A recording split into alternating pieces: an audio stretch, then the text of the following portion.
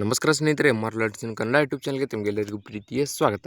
ನೋಡಿ, ಇವತ್ತಿನ ಈ ಒಂದು ವಿಡಿಯೋದಲ್ಲಿ ನಾನು ನಿಮಗೆ ತಿಳಿಸ್ಕೊಡ್ತಾ ಇದ್ದೀನಿ ಅಂತಂದರೆ ಕೆಎಯಿಂದ ಹೊಸ 945 ಅಗ್ರಿಕಲ್ಚರ್ ಆಫೀಸರ್ ಪೋಸ್ಟ್ಗಳನ್ನು ಕಾಲ್ಫಾರ್ಮ್ ಮಾಡಲಾಗಿದ್ದು, ಈ ಹುದ್ದೆಗಳಿಗೆ ನೀವು ಅಪ್ಲಿಕೇಶನ್ ಹಾಕಬೇಕಂತಂದರೆ ಶೈಕ್ಷಣಿಕ ಅರ್ಹತೆ ಎಷ್ಟು ಮುಗಿಸಿರಬೇಕು, ಹಾಗೆ ಅಪ್ಲಿಕೇಶನ್ ಹಾಕುವುದು ಹೇಗೆ ಮತ್ತು ಇಲ್ಲಿ ಅಪ್ಲಿಕೇಶನ್ ಹಾಕಿದಂಥ ಅಭ್ಯರ್ಥಿಗಳಿಗೆ ಆಯ್ಕೆ ಪ್ರಕ್ರಿಯೆ ಯಾವ ರೀತಿ ಇರುತ್ತೆ, ಹಾಗೆ ಅಪ್ಲಿಕೇಶನ್ ಹಾಕುವ ನಿಮಗೆ ಏನಪ್ಪ ಅಂತಂದರೆ ವಿಧಾನ ಯಾವ ರೀತಿ ಇದೆ, ಎಲ್ಲ ಮಾಹಿತಿ ನಿಮಗೆ ಇದೇ ವಿಡಿಯೋದಲ್ಲಿ ತಿಳಿಸ್ಕೊಡ್ತಾ ಹೋಗ್ತೀನಿ. ಮಿಸ್ ಮಾಡದೆ ವಿಡಿಯೋ ಕೊನೆವರೆಗೂ ನೋಡಿ. ವಿಡಿಯೋ ಇಷ್ಟ ಆದರೆ ಲೈಕ್ ಮಾಡಿ ಮತ್ತು ಇನ್ನೂ ಯಾರು ಸಬ್ಸ್ಕ್ರೈಬ್ ಮಾಡ್ಕೊಂಡಿಲ್ಲ ದಯವಿಟ್ಟು ಸಬ್ಸ್ಕ್ರೈಬ್ ಮಾಡಿಕೊಂಡು ಪಕ್ಕದಲ್ಲಿರುವಂಥ ಬೆಲ್ ಐಕನ್ ಕ್ಲಿಕ್ ಮಾಡಿ ಆಲ್ ಅಂತ ಸೆಲೆಕ್ಟ್ ಮಾಡಿ. ಯಾಕಂದರೆ ಮುಂದೆ ನಾವು ಯಾವುದೇ ವಿಡಿಯೋ ಬಿಟ್ಟರೆ ನಿಮಗೆ ತಟ್ಟಂತ ನೋಟಿಫಿಕೇಶನ್ ಬರುತ್ತೆ. ಈಗ ಈ ಒಂದು ಹುದ್ದೆಯ ಮಾಹಿತಿಯನ್ನು ನಿಮಗೆ ಹೇಳ್ಕೊಡ್ತಾ ಹೋಗ್ತೀನಿ, ಸೊ ವಿಡಿಯೋ ಕೊನೆವರೆಗೂ ನೋಡಿ. ಇಲ್ಲಿ ಕೆಎ ವೇಕೆನ್ಸಿ ನೋಟಿಫಿಕೇಶನ್ ಪ್ರಕಾರ ಮಾಹಿತಿಯನ್ನು ನೋಡುತ್ತಾ ಹೋದರೆ ಮೊದಲಿಗೆ ಸಂಸ್ಥೆಯ ಹೆಸರು ಅಂದರೆ ಆರ್ಗನೈಸೇಷನ್ ನೇಮ್ ಬಂದುಬಿಟ್ಟು ಕರ್ನಾಟಕ ಎಕ್ಸಾಮಿನೇಷನ್ಸ್ ಅಥಾರಿಟಿ ಅಂದರೆ ಕೆಎಯಿಂದ ಅಗ್ರಿಕಲ್ಚರ್ ಆಫೀಸರ್ ಎಒ ಅಂತ ಹೇಳಿ ಒಟ್ಟು 945 ಹುದ್ದೆಗಳನ್ನು ಕಾಲ್ಫಾರ್ಮ್ ಮಾಡಲಾಗಿದೆ. ಇಲ್ಲಿ ಜಾಬ್ ಲೊಕೇಶನ್ ಬಂದುಬಿಟ್ಟು ಕರ್ನಾಟಕ ರಾಜ್ಯದಲ್ಲಿ ಮಾತ್ರ. ಸೊ ಈ ಒಂದು ಏನಪ್ಪ ಅಂತಂದರೆ ಅಗ್ರಿಕಲ್ಚರ್ ಆಫೀಸರ್ ಹುದ್ದೆಗೆ ಆಯ್ಕೆಯಾದಂಥ ಅಭ್ಯರ್ಥಿಗಳಿಗೆ ಪ್ರತಿ ತಿಂಗಳು 69,250 ರೂಪಾಯಿದಿಂದ ಹಿಡಿದು 1,34,200 ರೂಪಾಯಿವರೆಗೆ ಪರ್ ಮಂತ್ ಸ್ಯಾಲ್ರಿ ಸಿಗ್ತಾ ಹೋಗುತ್ತೆ. ಹಾಗೆ ಇಲ್ಲಿ ಕೆಎ ವೇಕೆನ್ಸಿ ಡೀಟೇಲ್ಸ್ಗಳನ್ನು ನೋಡ್ತಾ ಹೋದರೆ ಅಂದರೆ 945 ಪೋಸ್ಟ್ಗಳನ್ನು ಯಾವ ರೀತಿಯಾಗಿ ಹಂಚಿಕೆ ಮಾಡಿದ್ದಾರೆ ಅಂತ ಕೊಟ್ಟಿದ್ದಾರೆ. ಸೊ ಇಲ್ಲಿ ಅಗ್ರಿಕಲ್ಚರ್ ಆಫೀಸರ್ ಇವರಿಗೆ ಕಲ್ಯಾಣ ಕರ್ನಾಟಕದಲ್ಲಿ 42, RPCಯಲ್ಲಿ 86, ಟೋಟಲ್ ಆಗಿ 128 ಹುದ್ದೆಗಳನ್ನು ಹಂಚಿಕೆ ಮಾಡಿದ್ದಾರೆ.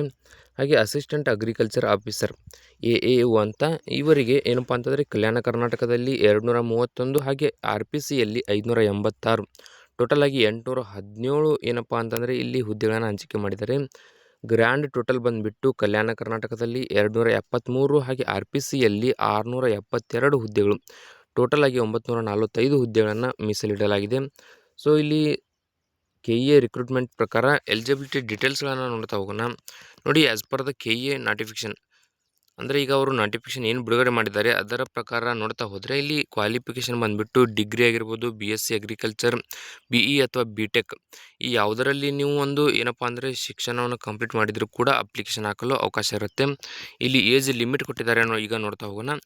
ಕೆಎ ಹೊರಡಿಸಿರೋ ನೋಟಿಫಿಕೇಶನ್ ಪ್ರಕಾರ ಅಪ್ಲಿಕೇಶನ್ ಹಾಕುವ ಎಲ್ಲ ಅಭ್ಯರ್ಥಿಗಳಿಗೆ ಮಿನಿಮಮ್ 21ರಿಂದ ಹಿಡಿದು 40 ವರ್ಷದ ಒಳಗೆ ಇರತಕ್ಕಂಥ ಅಭ್ಯರ್ಥಿಗಳು ಅರ್ಜಿಯನ್ನು ಸಲ್ಲಿಸಬಹುದು.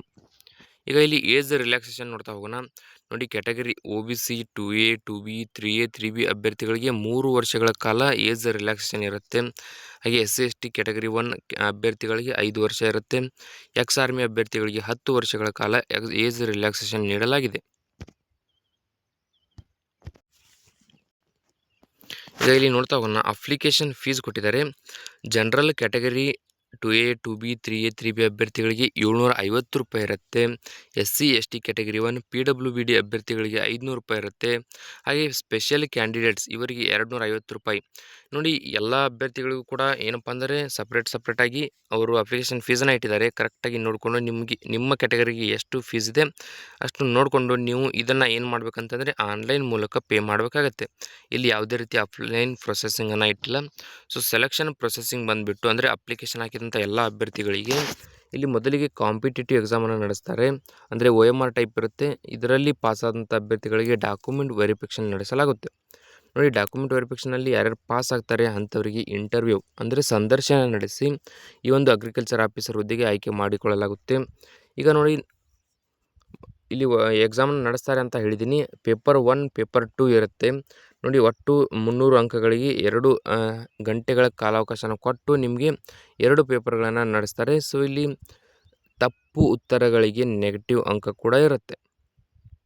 ಈಗ ಅಪ್ಲಿಕೇಶನ್ ಹಾಕುವ ಲಿಂಕ್ ಬೇಕಂದರೆ ನಿಮಗೆ ಇದೇ ವಿಡಿಯೋ ಕೆಳಗಡೆ ಡಿಸ್ಕ್ರಿಪ್ಷನಲ್ಲಿ ಕೊಟ್ಟಿರ್ತೀನಿ. ನೋಟಿಫಿಕೇಷನ್ ಬೇಕಂತಂದರೆ ನನ್ನ ಟೆಲಿಗ್ರಾಮ್ ಚಾನಲ್ನಲ್ಲಿ ಸಿಗುತ್ತೆ. ಟೆಲಿಗ್ರಾಮ್ ಚಾನಲ್ ಲಿಂಕ್ ಕೂಡ ಇದೇ ವಿಡಿಯೋ ಕೆಳಗಡೆ ಡಿಸ್ಕ್ರಿಪ್ಷನಲ್ಲಿ ಸಿಗುತ್ತೆ. ಸೊ ಈಗ ಇದರ ಒಂದು ಮಾಹಿತಿಯನ್ನು ನೋಡ್ತಾ ಹೋದರೆ ಅಪ್ಲಿಕೇಶನ್ ಹಾಕಲು ಪ್ರಾರಂಭ ದಿನಾಂಕ ಬಂದುಬಿಟ್ಟು 30/5/2026ರಿಂದ ಅಪ್ಲಿಕೇಶನ್ ಹಾಕಲು ಕೊನೆಯ ದಿನಾಂಕ 20 ಜೂನ್ 2026ರವರೆಗೆ ಇರುತ್ತೆ. ಇದರ ಒಳಗಾಗಿ ನೀವು ಈ ಹುದ್ದೆಗೆ ಅರ್ಜಿಯನ್ನು ಸಲ್ಲಿಸಬಹುದು.